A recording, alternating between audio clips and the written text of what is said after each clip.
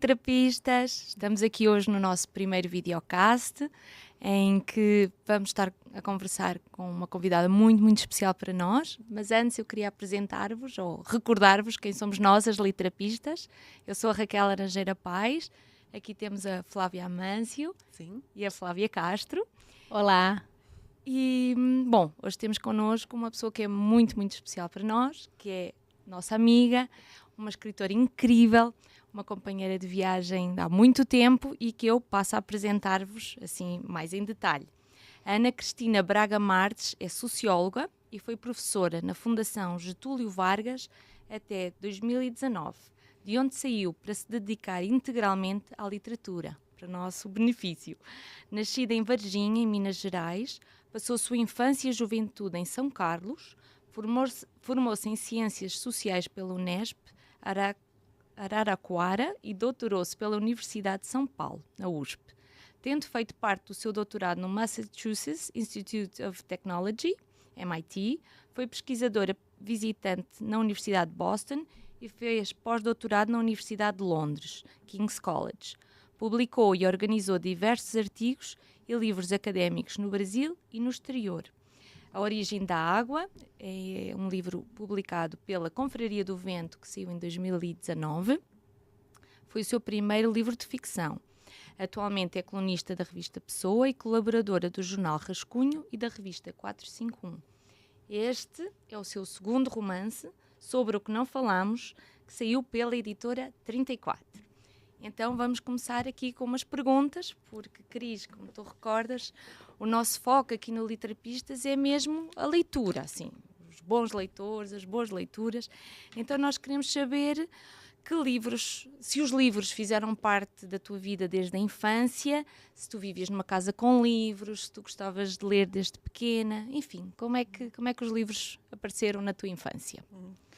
Bom, não, meus pais não liam, ou liam muito pouco. Minha mãe, de vez em quando, lia um romance. A primeira vez que eu vi o meu pai lendo um livro foi o meu, A Origem da Água. Sim. Os meus pais, a minha mãe, ela fez até a 4ª série do ginásio, um colégio interno muito bom e tal, mas acho que na época também era essa uma das opções, né? Então, você fazia até essa série, parava e depois você esperava casar, né? Era esse o contrato social, a expectativa que se tinha. E o meu pai fez um curso técnico de contabilidade, né? Outro dia alguém estava falando, não sei quem escreveu e foi o primeiro da família que foi até a universidade. Eu fui a primeira da família a ir à universidade, né? Acho que é uma coisa mais ou menos comum na nossa geração, dependendo, né, da sua classe social, da onde você mora, né, e tudo. Então foi isso. A primeira vez que eu vi meu pai lendo foi o meu livro, um livro, né? Lendo um livro, que ele lia bastante jornal, gostava de comentar jornal e tal. Na minha casa não tinha muitos livros, mas o meu pai tinha um amigo livreiro e eu me lembro assim de ficar feliz da vida, muito feliz, olhando as ilustrações dos contos dos irmãos Grimm. Era uma coleção bacana, assim, encadernada, plastificada, com volumes cada um de uma cor. Até vou procurar em algum sebo, porque eu pago quanto for para rever aquela edição. Aquela edição linda, aqueles desenhos lindos e tal. E lia também, lia. Me lembro que no caminho de casa para a escola tinha uma biblioteca, também gostava de ir, mas também assim, sempre gostei muito da ilustração. Né? Então, olha que interessante. Sempre. O que mais me cativou nos livros, assim, à primeira vista, era a ilustração. Né? Nessa tens uma coisa também, nós sabemos, não é, com as artes visuais, não é? Nós vamos acompanhando, tu desenhas muito bem. Isso. Tu fazes uns desenhos muito incríveis. Então, agora estou a juntar as duas pecinhas aqui. Mas é uma coisa muito lúdica para mim desenhar, assim. Eu não levo a sério. Nesse sentido, eu levo a sério porque o lúdico deve ser levado a sério, mas se restringe a isso, né? Para mim é uma brincadeira muito saudável, me faz muito bem, mas não é lúdico, é uma coisa mais para recreação e para me fazer bem. E também é uma coisa que eu não conseguiria viver sem, assim como eu acho que eu não consegui até hoje viver sem escrever, né? Então, mas assim, um livro que depois da infância me marcou muito foi Demian, porque é um romance de formação, né, do Hermann Hesse. E tem uma metáfora ali que é você não pode crescer sem quebrar a casca do ovo, que para mim era muito significativa naquela época, né? Porque justamente embaixo de uma ditadura militar, que foi quando eu era criança, vivi, a casca do ovo é muito dura, sabe? Sim. Aquela casca do ovo é muito dura. Então, serviu como uma luva, assim, para mim, naquela idade, dos 13, 14 anos, ler esse livro. Então, e tinha outros livros que eu gostava muito, de história, sempre gostei muito de história, né? História do Brasil, Sim. história mundial. Sempre li o Léo Huberman, era um livro bastante conhecido de história aqui no Brasil e um livro que tinha uma pegada marxista, de esquerda, então era muito chique ler um livro daquele estudando no colégio de freira. Essas coisas, assim, é engraçado falando isso agora. Eu acho que sempre teve uma coisa que eu valorizei que é talvez uma coisa até meio boba, que é o status que o livro te dá, sabe? Assim, isso me pega de algum modo, assim. Como a arte eleva, eu me senti um pouco destacada e elevada nessa época, com um livro na mão. Que ótimo. É uma segurança, né? O livro a uma criança dá uma segurança, né? Cris, você meio que já respondeu um pouco a minha pergunta, mas vamos tentar ver se a gente acrescenta novas contribuições aqui. Nós queríamos saber, né, quais livros contribuíram para a sua formação enquanto leitora e escritora de literatura. Bom, eu gostei muito sempre da Clarice Lispector, que é muito marcante para mim. E que me fez uma leitora. Acho que os livros dela me fizeram realmente uma leitora.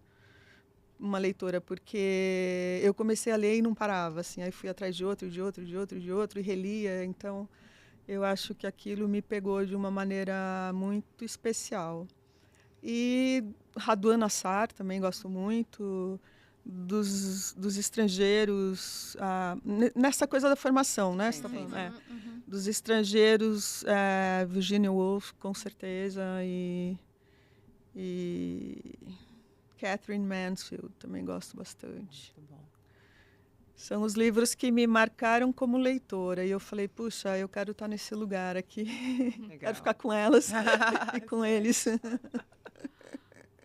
E às vezes a gente tem recordação de um momento da vida pelo livro que a gente estava lendo, não tem isso? Eu vi quando você falou da Clarice Lispector, você se transportou para um outro momento, né? A gente fica com essa memória marcada um pouco pelo livro que a gente estava lendo. Sim. Ô, Cris, a gente está falando dessa formação leitora, mas você é uma pessoa que gosta de ler bastante. Você lê hoje muito? Você lê literatura contemporânea, por exemplo? Quem de hoje, ou que livros de hoje você destacaria, assim? Você gostou muito de ler, recentes? Essa, mas como uma referência forte e importante do Machado de Assis, o João Mino fez um livro que eu acho merecia mais destaque, né? Com o trabalho com relação à linguagem, o trabalho com relação à recuperação do autor, eu achei realmente... Nossa, fiquei curiosa, eu acho que eu não li, nunca... Eu também não tinha... Vamos atrás. Vamos atrás dele. Vamos atrás, muito legal. Uma ótima dica, vamos atrás. Só esqueci de falar o nome também dele, né? É Cabeça de Papel, o nome do livro. Cabeça de Papel, ai, que legal. Que bonito, Cabeça de Papel. Porque é uma pessoa, é um livro que se torna pessoa, essa que é a ideia. Legal. Não, e é legal isso, porque a gente, no Literapista, a gente fala muito uma leitura puxa a outra. E é exatamente isso, né? Seja durante a leitura, que você esbarra em algumas referências, você vai atrás. Ou quando a gente está conversando com alguém sobre um livro, a gente sai com 5 novos livros para ir atrás, né? Enfim, muito bom. É como um hipertexto, né? Enfim. Não tem fim, não tem fim. É bom que não tenha, né? Essa ideia. Então assim, a gente está conversando aqui, eu queria passar agora pro universo do livro, né? Sobre o que não falamos, vou mostrar mais uma vez a capa dele aqui para vocês. Mas antes, precisamos fazer um pequeno parênteses, que é o spoiler. Que eu sei que tem gente que não gosta. Então, esse é o momento que você pausa o vídeo, né, do YouTube ou do Instagram e vai ler sobre o que não falamos. E depois volta para assistir a nossa conversa. Se você se importa com spoiler, é melhor fazer isso, tá? E aí eu quero começar a falar do livro lendo esse trecho que eu acho muito especial, tá? Então, é difícil achar no seu livro, Cris, um trecho para destacar. Eu destaquei vários, né? Tá tudo colorido no meu livro. Mas esse aqui eu acho que é uma abertura legal de fazer, tá? Então, a gente começa aqui com essa narradora que é uma pré-adolescente, né? E nesse trecho ela diz: eu tinha reumatismo desde os 4 anos de idade e pensava que toda a casa com criança doente fosse quieta, quase muda. E com o tempo, percebi que nossa casa era habitada por vários tipos de silêncio. O silêncio branco do lençol estendido sobre a cama, do ferro de passar, contornando cada botão da camisa, o silêncio morto do cheiro de naftalina, de um prato de sopa largado pela metade, o silêncio imposto às borboletas que meu avô colecionava. Tão quieta, a casa me fazia pensar numa história que meu avô contava sobre a primeira vez que ele conseguiu enfiar um freio na boca de um cavalo, enquanto o pai dele mostrava como o bridão, nunca me esqueci dessa palavra, atrofiava a língua do animal. E nessas horas, eu só pensava no meu pai e minha mãe chegando para me levar dali com eles. Tá? Esse é um trecho que eu acho muito bonito, e eu acho que ele traz uma série de questões importantes a esse livro, né? Que é um romance, sim, de formação, mas que ele está ambientado em um momento ali do Brasil bem importante, né? Num tempo importante e num espaço importante, que é essa vila. Mais adiante ela vai descrever como é essa vila e o que ela vivia, quem eram esses vizinhos.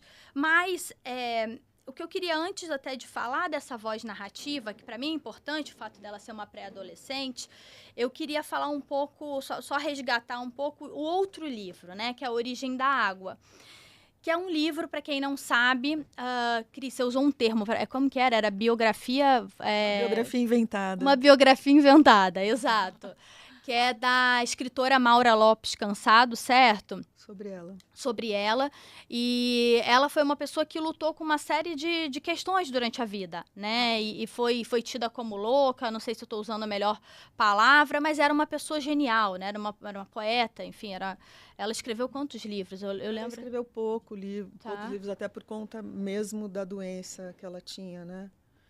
Mas são livros muito fortes e marcantes. Sim. E que ainda estão aí, né? Muita gente lendo, estudando ela. Teve uma volta a ela nesses últimos tempos. Isso, e é esse o livro aqui, né? A Origem da Água, tá?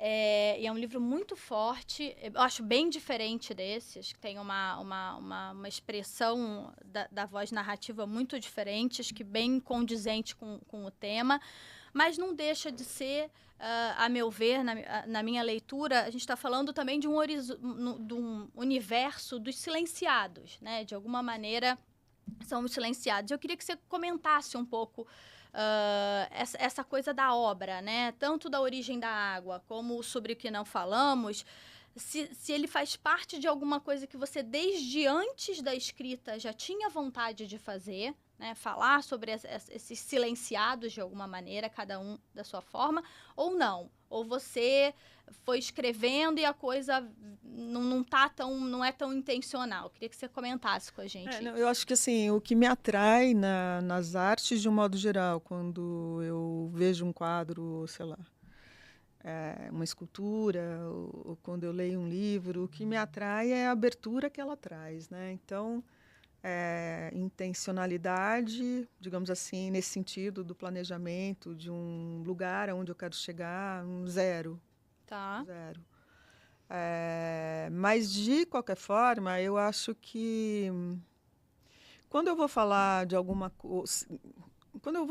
coisa que eu vou chamar de mais verdadeira, o que eu reputo mais importante, mais forte, mais significativa para mim, eu sempre me vejo do lado dessas pessoas, sabe? Dessas pessoas menores, ou que não têm voz, ou que, enfim, ou silenciados, como você quiser, se você quiser chamar assim. Eu acho que sim. São mesmo. E assim, para mim, a Maura Lopes Cansado, eu gostei muito do que ela escrevia e a questão da doença dela era muito significativa para mim, no sentido de que eu acho que as pessoas que têm esse problema, esse transtorno mental que ela tinha, esquizofrenia ou, enfim, qualquer coisa mais grave, qualquer diagnóstico mais grave, porque no caso dela ninguém sabe até hoje o que de fato ocorreu e a época era outra. Mas no caso dela, chegou uma hora que eu falei, será que eu estou tentando salvar a Maura Lopes Cansado? Olha, que Bonito. interessante isso. E não é, né? Porque assim, você tem que ter algum controle do que você escreve, né? Sim. E quando você pensa, vou salvar a Maura Lopes Cansado, você começa a falar, não, mas esse não é o meu papel, né? O que eu estou fazendo, afinal, né? Mas é quase salvar, não é? De que a pessoa seja, nem é que seja esquecida, é que seja recordada da pior maneira, né? Tu salvaste-a de ser lembrada pelo que foi pior para Sim. ela, né? Exato. E trouxeste a possibilidade de ser lembrada pelo que foi melhor para ela. Sim. Então isso é muito generoso. Então, aí eu comecei a pensar, salvar, quais são os sentidos dessa palavra, né? O que exatamente eu estou querendo? Porque a primeira coisa que me veio assim, será que eu estou transformando essa mulher numa heroína? Porque também não tem nada de heroína. Não, Nada, né? mas Isso mesmo que você falou. sim. Assim, tem essa coisa do resgate, né? Como se a pessoa estivesse afundando, você vai lá e resgata. Tem várias possibilidades de Ele pensar. expande-se, não é? Eu acho que ele se expande.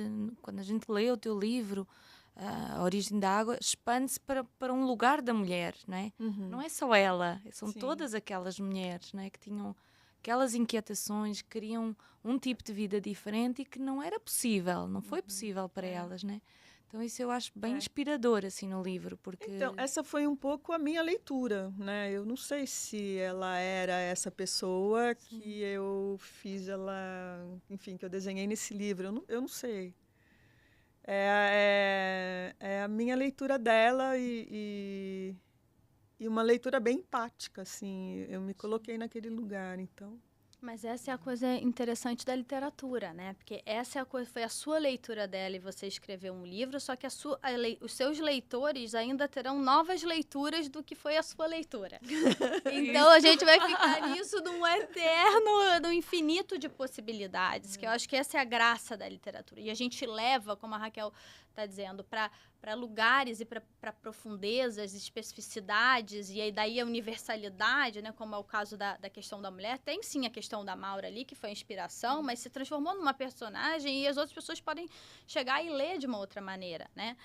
Eu acho que essa é a coisa mágica da literatura, né? É infinito, a gente fica com um ressoar dessa personagem, enfim. E aí eu acho que tem um pouco, acho que nesse mesmo assunto, agora sim, sobre o que não falamos, que me parece semelhante, dessa ordem, né? Tem uma coisa ali dessa voz infantil, né? E dessa menina, né? Que está ali e não pode, a gente não sabe no início do livro o que aconteceu com os pais, porque os avós não querem falar desses pais, o que houve que ninguém comenta, né? E ela sempre apontando para essa curiosidade de saber quem são eles.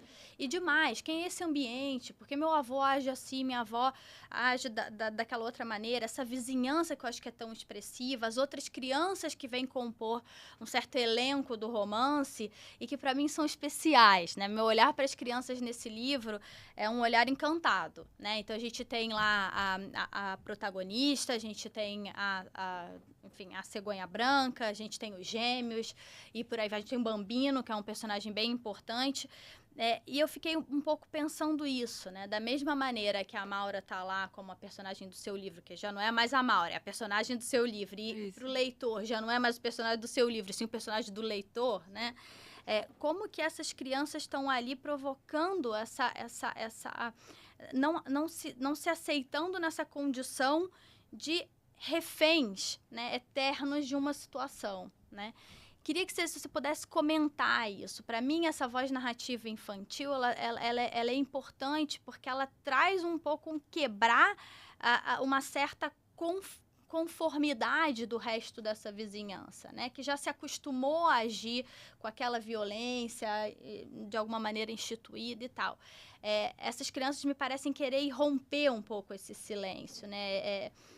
Como que foi a criação aí desses personagens infantis? Esses personagens foram acontecendo. Não, na verdade, assim, eu parto de um lugar para escrever.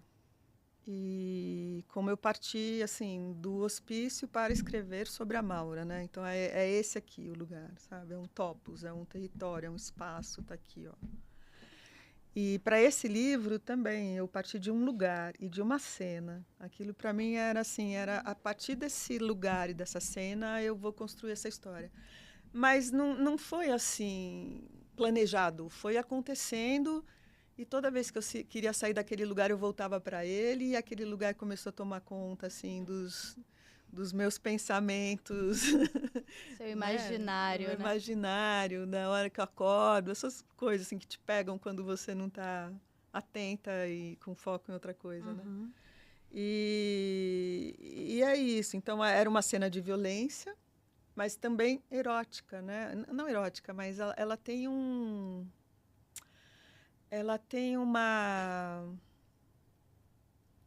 apelo, ou ela vai por um caminho que conjuga violência com erotismo. E eu acho isso uma coisa muito séria no Brasil, né? Porque, bom, vamos falar do feminicídio, por exemplo, né? Eu acho que assim, eu acho que o Brasil tem um problema de violência absurdo, né? Num grau até inexplicável, eu acho. Difícil entender como é que, né, um país que se vê tão pacífico, um povo tão amoroso, tem esse índice de violência em todos os aspectos.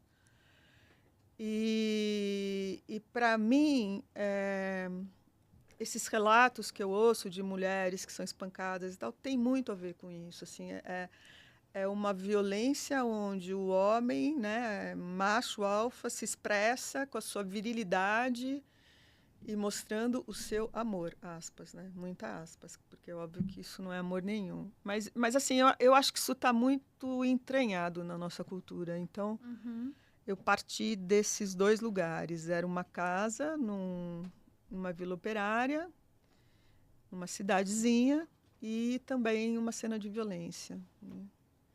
E essas crianças, que é, na verdade, a sua pergunta, essa criança protagonista, ela vê essa cena, duas crianças apanhando, né, do pai, e como ela olha para essa cena sem que ninguém estivesse a vendo, né, vendo ela ali atrás do muro, e ela acha que o cara dá uma cusparada nela, né? E nisso ela selou, assim, essa coisa. E ela vê o corpo daquele menino. Então, assim, para mim, eu tentei fazer dessa cena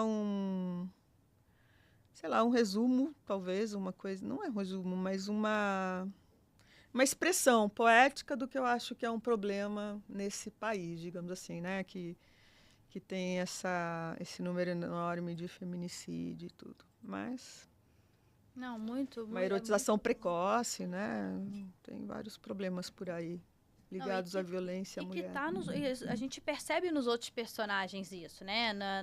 Em todos eles. As outras crianças também, não apenas a narradora protagonista, né? Em cada um deles, a sua maneira, seu ambiente familiar, existe uma violência, né? E eu acho que a gente trabalha essas violências ali de formas diferentes, mas são violências fortíssimas. Sim, todos eles são, de alguma maneira, vítimas dessa violência, né? Então, eu acho que essa voz infantil, ela traz talvez essa expressão, essa vontade de não aceitar o que está ali e cada um à sua maneira. Por exemplo, os Gêmeos, eles são personagens que exercem a violência, né, até o limite. O Bambino é uma criança amedrontada, inibida. Muito sensível, né?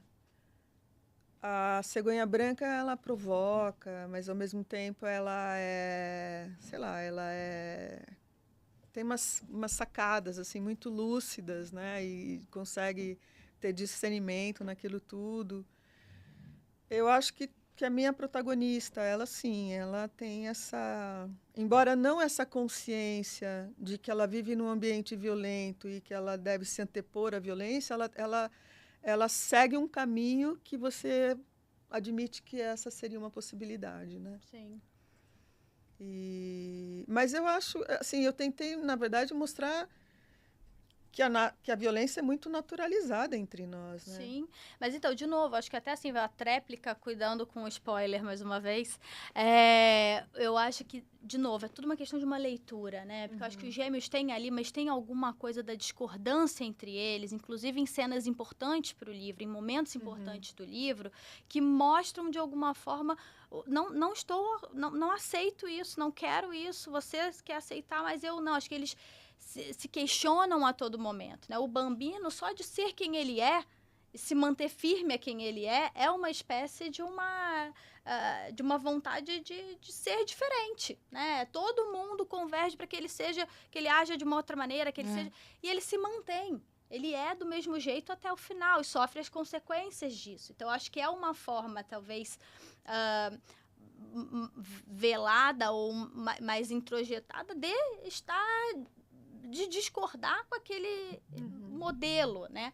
A cegonha eu acho maravilhosa, porque acho que ela tem milhões de momentos, ela tem milhões de problemas, todos os personagens, todos nós, mas eu acho que ela tem ela que instiga, de certa maneira. Ela vai tem uma atrás, lucidez, olha o que né, eu sei, Flá? você não sabe. Ela tem uma lucidez ali de realmente romper a casca, como tu falaste no início, que te marcou a frase, né?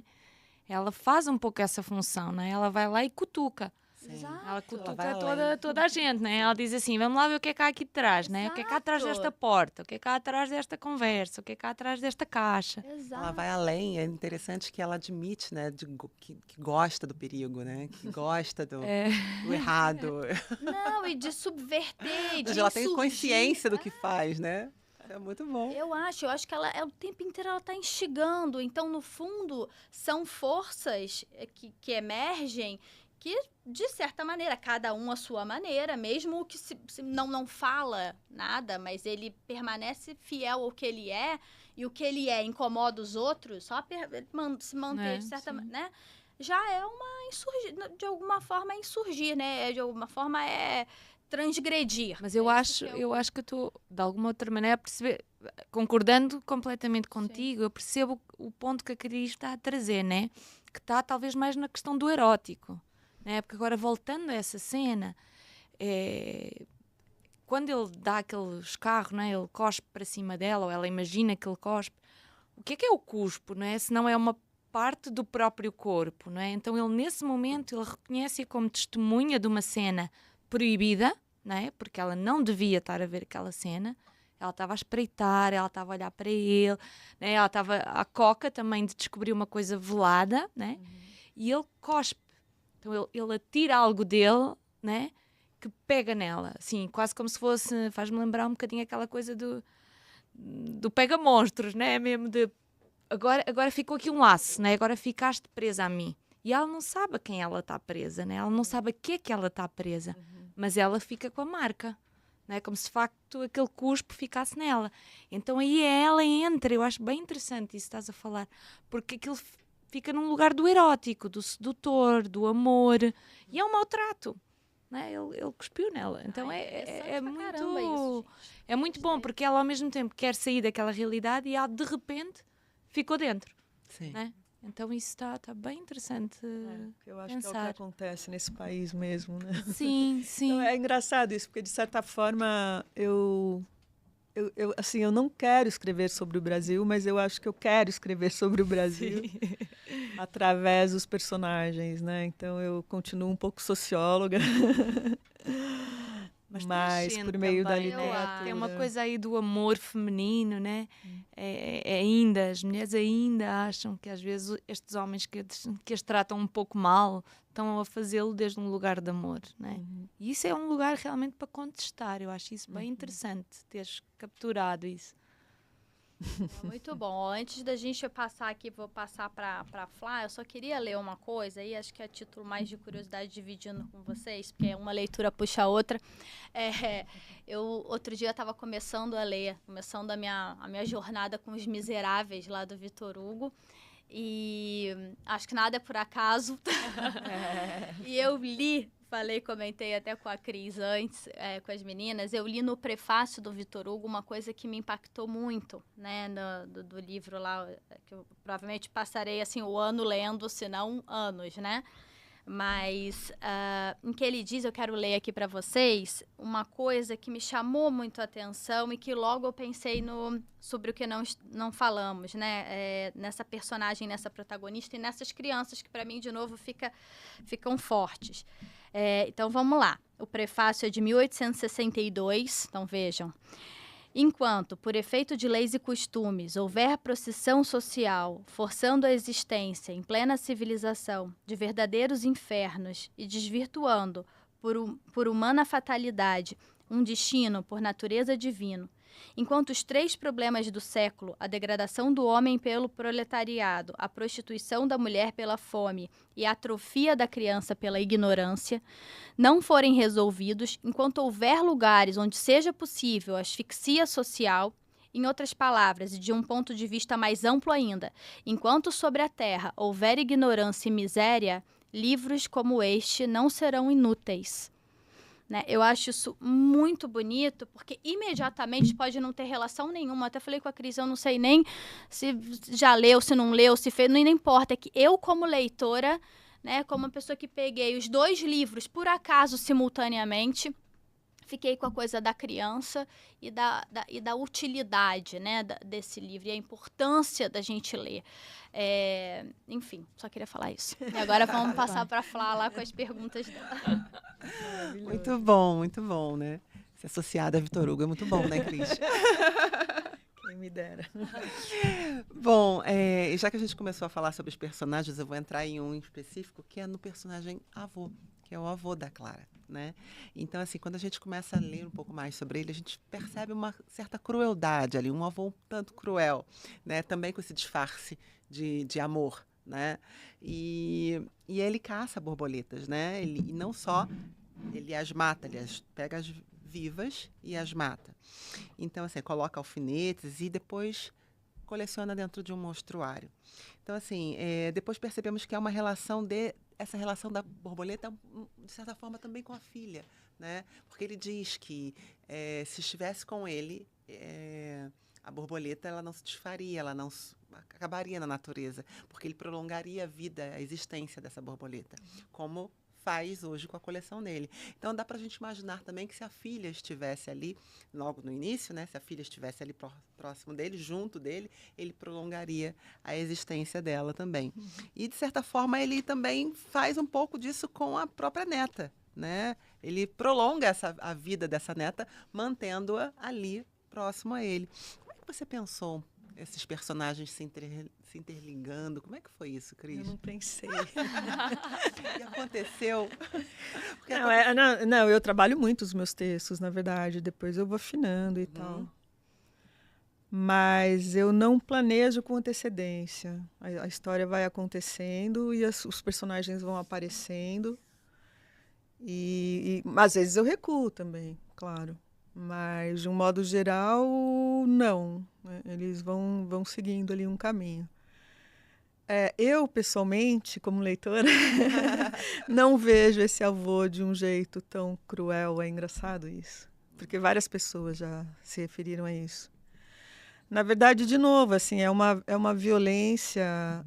As borboletas é quase uma espécie de metáfora, né? Mas a violência no trato com as borboletas é naturalizado também, porque muita gente faz coleção de borboleta e é assim que se faz. E quem faz não acha errado, ao contrário. Então, de novo, eu acho que falando desse avô, eu estou falando de várias coisas que ele faz, que são, no mínimo, constrangedoras, né? E, inclusive, de certa forma, autoritárias, mas também tem esse outro aspecto de ser um avô protetor, né? De cuidar, né?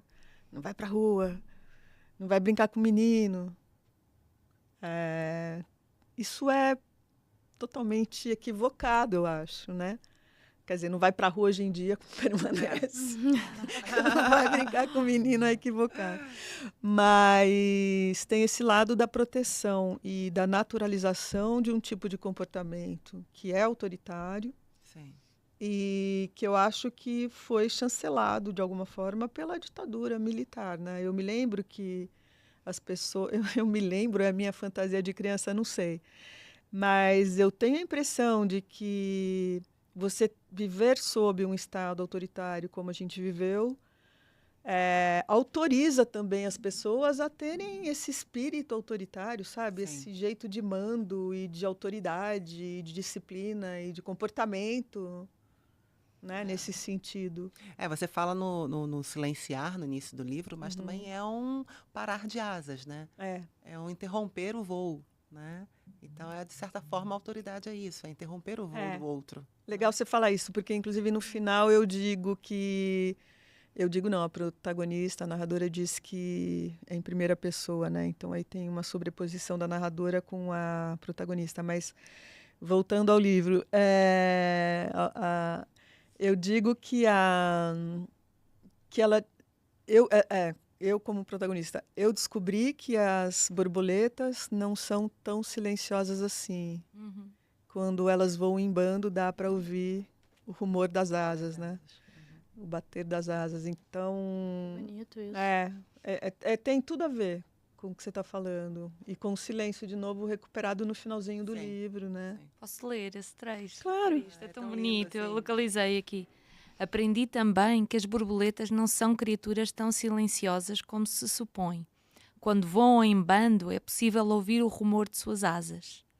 Abrindo o portão da nossa casa, meu silêncio se quebrou em pedacinhos, como ao vidro do éter, a descoberta de um segredo, a casca de um ovo atirada contra o chão. É o ovo do Herman Hesse. Olha como leituras da infância ficam, né? Ficam connosco. Lindo, este trecho é muito lindo. Né? São lindos os trechos. De novo, leiam. Bom, a gente já falou aqui do reumatismo, né? A Clara tem dores nos pés desde muito cedo. E ela não... essa dor faz com que ela não pise no chão, né? E os avós a tratam por Bela, que também é uma forma de lembrar das borboletas, né? E a protegem excessivamente. A gente acabou de comentar aqui. Tem um momento até numa cena no livro em que a avó embrulha ela no lençol, que faz lembrar mesmo um casulo, né? Uma proteção. É super bonito também esse trecho. Mas isso também faz com que eles a mantenham ali presa, em casa, né? E a impedem de conhecer o real, né? De conhecer a realidade dela, né? Então, assim, fala um pouco pra gente, assim, se conhecer a realidade histórica é sempre um rompimento? Pensando no casulo? Pensando no casulo E pensando nesse país também. Também. Né? Daí o nome do livro, Sobre o que não falamos. Sim. Porque eu tenho cá comigo, agora como socióloga, sei lá, que não conversamos suficientemente sobre o que foram esses anos de ditadura militar. Então, claro, vários livros de literatura foram escritos, mas não é... Eu acho que, assim, quando eu digo não conversamos, eu digo não conversei com meu amigo, não conversei com meu pai, não conversei com a minha tia. Sabe, não é que não exista uma série de dados, informações, livros, artigos, etc., sobre o tema. Não é isso. Talvez, assim, eu não sei quantificar também para saber se existem poucos ou não romances sobre isso. Tem gente especialista que estuda isso e tal. Não sei. Mas eu acho que porque assim, a gente viveu numa época onde os tabus eram muitos. E eu acho que a gente passou por uma situação de democracia esquecendo muito rápido o que tinha acontecido. Essa é a minha impressão, Sim. olhando de trás para frente, sabe? A gente comemorou muito rápido essa democratização e, enfim, os partidos ganhando espaço e a volta. E eu acho que não conversamos assim sobre aqueles tabus, sobre aqueles silêncios todos, tanto que você vê que durante o governo Bolsonaro essa discussão volta e as pessoas dizendo que era bom aquela, Sim. né, que viveram bem, né, vamos pedir de novo intervenção militar. Eu acho que e eu escrevi esse livro, uma parte dele, durante esse governo. Então, eu tentei, inclusive, fazer algumas analogias daquele momento, que era 1970, né, 76 especificamente, e o momento do governo Bolsonaro, onde parecia eu, Ana Cristina, que eu estava revivendo aquele clima. Falei, gente, mas essa conversa de novo? Né? Por quê? O que está acontecendo? E aí, vendo as pessoas e tal, eu falava, não conversamos sobre isso, de Não fato, falamos sabe? o Pessoas muito suficiente. próximas, Uhum. que eram totalmente alienadas na época, né? Que não estavam nem aí com política, que não queriam nem saber de história do Brasil, voltaram, assim, muito entusiasmadas e falando muitas verdades sobre o que foi a ditadura militar no Brasil. Verdades aspas, né? Sim. Sim. Óbvio. Mas eu estava a ouvir e estava-me a lembrar, na verdade, é uma música, assim, que é do Sérgio Godinho, que é um cantor Muito bom. português, muito posicionado Sim. politicamente, e a música começa: chega-te a mim mais perto da lareira, vou-te contar a história verdadeira, a guerra deu na TV. Então fez-me, né, remeteu-me a esse espaço, que não é só que deu na TV, que está nos livros e tal, mas que as pessoas, de uma a uma, né, deveriam poder falar de um lugar, de uma espécie de uma verdade pessoal, não é?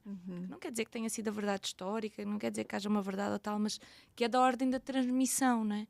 E eu acho que o livro realmente traz isso para nós, assim. Não, eu concordo, inclusive, que não haja uma verdade. No livro, assim, as pessoas podem ler de outro jeito, mas... Não é questão da verdade no livro, é questão de que cada um, isso que tu dizias, né, de que o pai narra à filha Sim. o que foi para ele, qual é que foi a eu estou verdade reforçando dele. o que você está falando. tá. Não tô...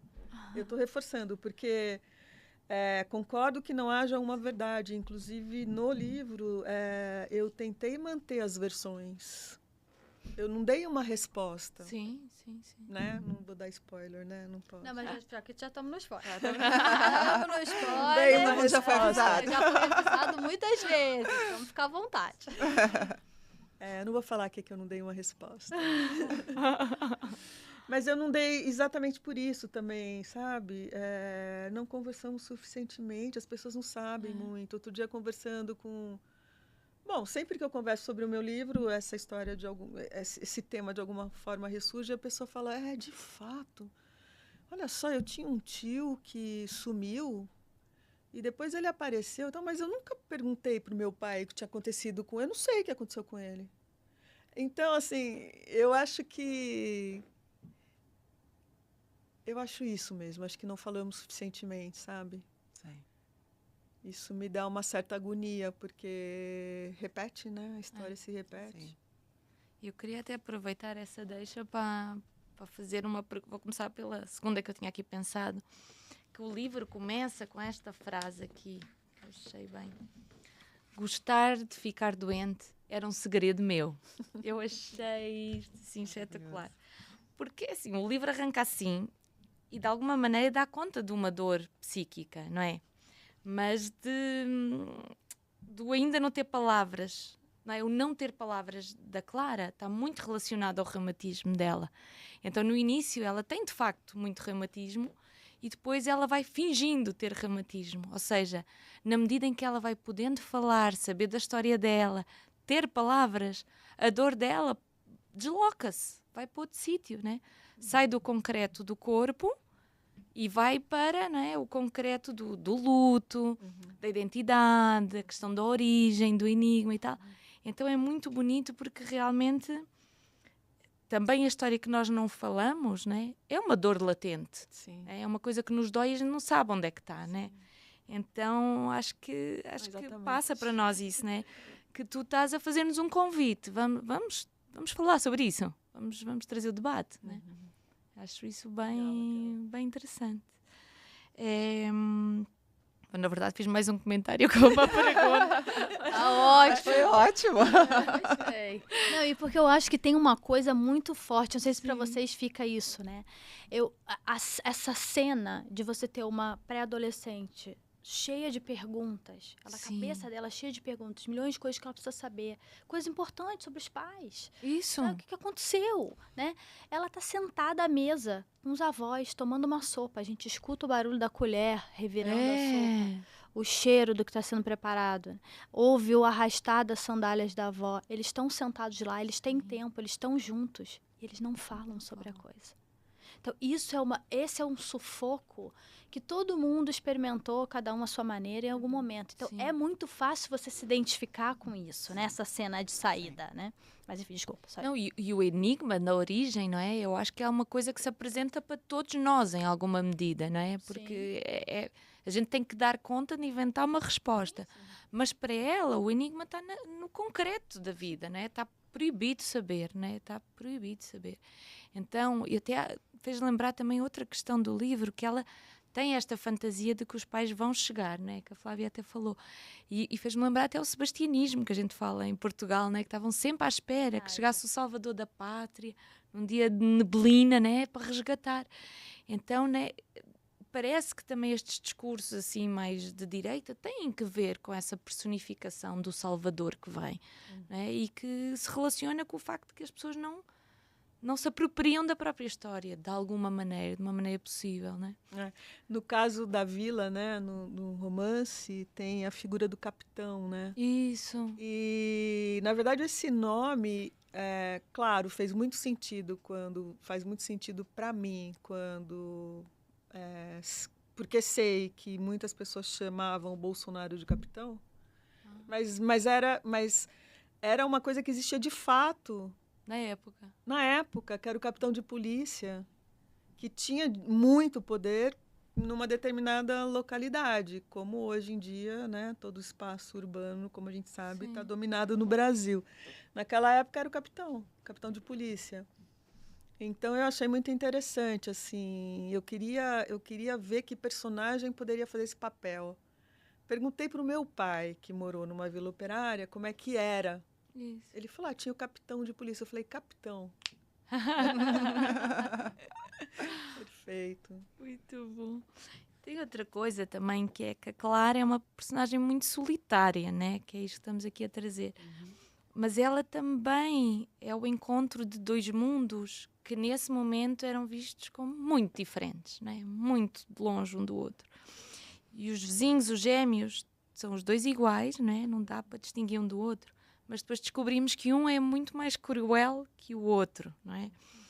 Então eu acho que o tempo todo estes personagens nos mostram uma certa duplicidade, como se todo o livro nos trouxesse assim um pouco para o contacto com a nossa própria duplicidade, não é? Com aquilo que é a luz e a sombra, que está bem, que está mal, que a gente quer ou não.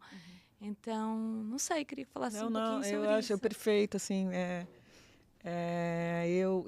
esse é um trabalho com os personagens que eu tenho a intenção realmente de fazer. Que é trabalhar com a luz e com a sombra, né, com as ambiguidades e com a possibilidade de mostrar várias perspectivas, não só com que ele vê, né, o personagem vê o mundo, mas como ele é visto, e não fazer aquele personagem chapado, sabe? Não tem uma tese para mostrar sobre os meus personagens que eles estão ali para enfim, justificar alguma coisa. Não, eu quero... Isso eu sempre quis, assim, a literatura me permite, a sociologia não me permitia, que é trabalhar, claro, com essa ambiguidade humana, sabe? Isso para mim é o material mais interessante, porque, voltando, assim, ao início da nossa conversa, eu acho que uma das coisas que eu buscava na literatura, logo que eu me tornei uma leitora, era conhecer o homem, sabe? Eu tinha essa coisa. Eu me lembro, na adolescência, que eu falava bem assim, eu preciso conhecer o homem, né? Naquela época não tinha essa coisa de homem e mulher, né?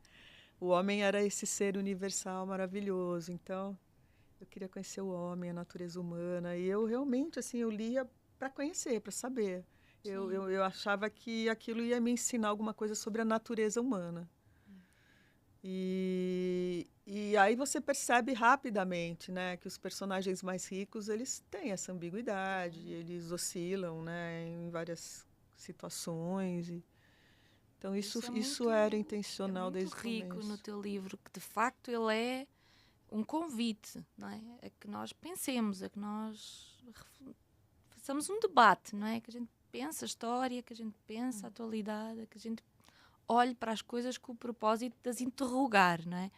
Então ele é bem E mesmo rico os gêmeos, que são aí umas criaturinhas estranhas, tem uma hora que a cegonha fala assim, a cegonha branca, a minha mãe fala que esses meninos ficaram assim depois que o pai largou a mãe, mas antes disso eles ajudavam o padre na igreja, ainda hoje ajudam minha mãe a entregar doce, assim. É verdade. Eu tô sempre atenta, assim, para não deixar esses personagens chapados, sabe? Sim. A própria professora, não é? Ela é muito presente e depois de repente ela desaparece.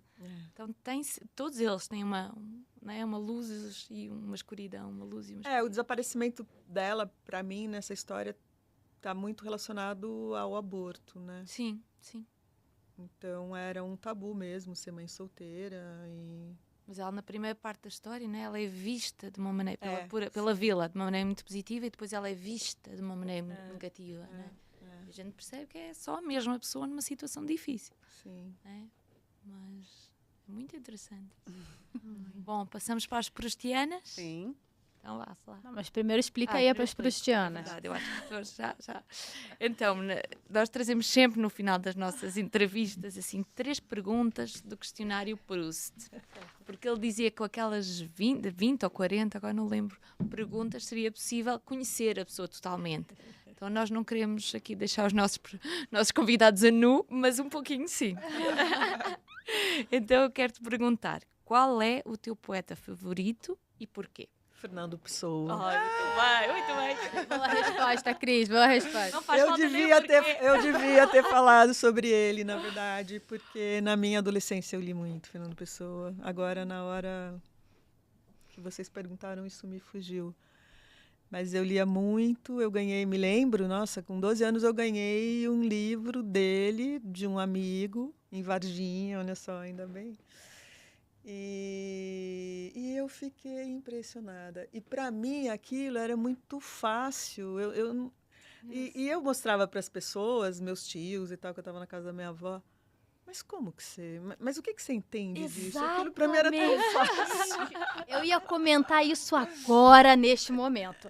Eu ia comentar isso, que o Fernando Pessoa é interessante, porque você tá lá, você tá com aquela coisa, né? Você não está envolvida, você tá comovida, você tá pingando lágrimas, você está totalmente envolvida com aquilo. Aí eu falo, pelo amor de Deus, fulano, qualquer fulano que está perto, eu preciso ler isso para você, eu preciso dividir isso para você. Eu divido. Gente, a pessoa, Oi? Não entendi nada. Volta tudo de novo. O que você entende? Então, acho que tem uma coisa disso, né? Como ressoa para umas pessoas e é absolutamente nada para outras, né? Interessante isso. Adorei que você falou isso.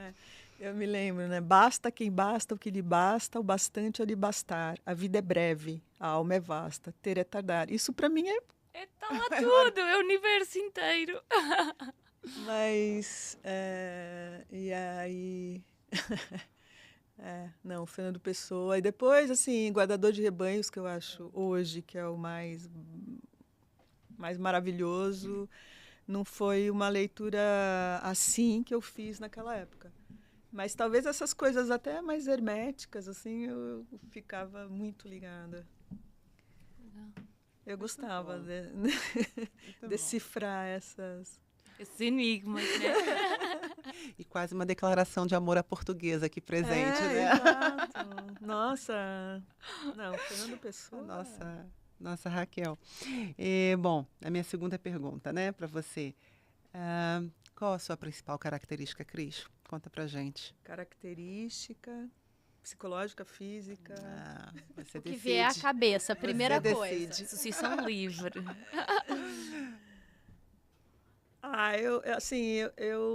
Eu acho que sou uma pessoa que gosta de estudar, sabe? De aprender. A gente vê isso é muito forte em você. Não, e é assim, muito bonito. eu acho que a vida para mim só tem sentido desse modo, né?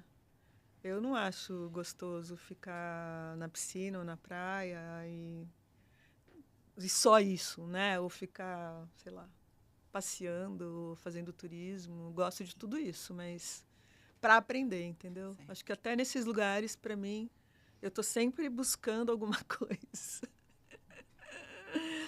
é que muito vai me ensinar alguma coisa que eu também não sei o que é. E aprender também, de verdade, assim, estudando, gosto muito. Gosto muito, sinto muita falta. E você sempre foi assim? Eu acho que sim, mas eu não assim, no primário, na minha época era primário, eu era muito boa aluna. Na pré-adolescência eu esculachei total, no colegial eu fui assim tão mal que até hoje eu sonho que eu levei pau no 3º e último ano do colegial. Olha E só. que, portanto, eu não ia poder prestar vestibular. Olha. Até hoje eu tenho esse sonho. Com alguma regularidade. Explica, Raquel. Não posso. Não hoje. Depois você explica. Bom, então eu vou para a próxima, que é qual a sua flor favorita e por quê? Bom, eu gosto de flor colorida e com perfume. Mas eu me lembrei de uma flor branca agora que tem perfume. Tudo bem. Tá tudo ótimo. Que é a Dama da Noite. Eu sou muito romântica. sim. Sou muito romântica. Maravilhosa. Não, mas eu gosto muito dessas flores da Mata Atlântica, que agora, estando mais em Ubatuba, eu posso ver, né, com mais regularidade. Nossa, eu acho o Bastão do Imperador é uma flor magnífica. Né? É ridículo falar assim, parece plástico, então não é. Mas ela tem um aspecto assim de artificialidade que faz dela uma flor inacreditável. E eu acho bem bonito, assim, fora a questão da cor e as formas, né, enfim, tem muita flor bonita e cheirosa. Maravilhoso, Cris. A gente deveria fechar aqui agora, mas eu tenho uma última pergunta que eu estou muito curiosa. Você falou na abertura que seu pai leu o seu primeiro livro. Ele leu o segundo? Não. Ainda não. Então você vai ter que voltar depois quando ele ler. Pra gente saber. Contar pra gente, tá certo. Mas, Cris, a gente queria te agradecer demais. Muito carinho de estar aqui com a gente. Primeira vez que a gente está nessa Sim. estrutura rodando aqui, ó. Super nervosas, mas foi muito mais fácil porque você estava com a gente. Então, É verdade. não Sem é, dúvida, gente? no início, Obrigada. é verdade. Muito obrigada. Obrigada a vocês que assistiram aí com a gente. Avisamos do spoiler. Espero que não estejam chateados com a gente. E é isso. Vamos pro próximo, né, Vamos pro gente? próximo. Muito Cris, obrigada, muito Cris. obrigada. Tchau.